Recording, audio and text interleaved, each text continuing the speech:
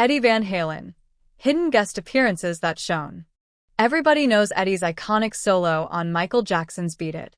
In 1982, Michael Jackson and Quincy Jones were shaping what would become the biggest album in history, Thriller. Beat It was meant to fuse rock and pop, a risky move at the time. So Quincy called the hottest guitar player on the planet, Eddie Van Halen. Eddie showed up at Westlake Studios in jeans and sneakers, asked, "What key is it in?"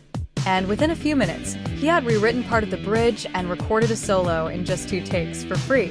When Michael heard it, he couldn't believe it. The pop world had never heard that kind of fire before. On the set of the music video, things were just as wild. Those tough guys you see in the alley, the ones who aren't dancing, they were real street gang members from downtown LA, brought in to make it look authentic. And right in the middle of that raw street energy, Eddie's guitar explodes like a flash of light, cutting through the tension, electrifying everything it touches. His solo turned Beat It from just another pop track into a street opera, where danger, rhythm, and guitar collide. That's the magic of Eddie Van Halen. He didn't just play notes. He changed the DNA of the song. But there were other times when he lent his magic to someone else's song and made it unforgettable. In 1983, Queen's Brian May wanted to take a break from the pressures of stadium tours and record something, just for fun. So he called a few friends. One of them was Eddie Van Halen. The two had met earlier that year in Los Angeles, both huge fans of each other's work. Brian had this idea. Let's make some noise. No labels, no managers, no rules. They booked a small studio in North Hollywood. The lineup?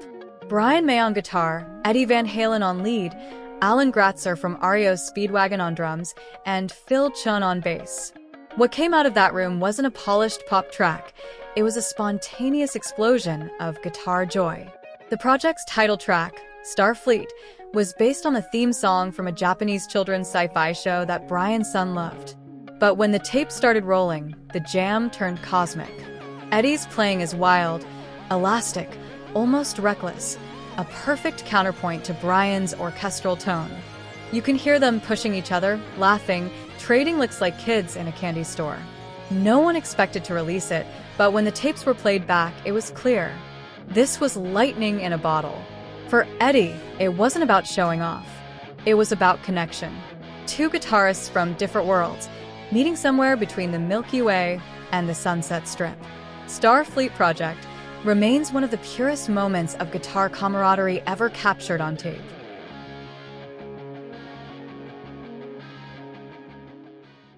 Nicolette Larson.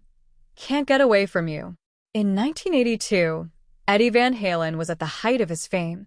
Jump, Panama, and Hot for Teacher were just around the corner. But that year, he stepped into a very different world, the soft, intimate soundscape of Nicolette Larson. Nicolette, known for her warm, California breeze vocals, was recording her album All Dressed Up and No Place to Go.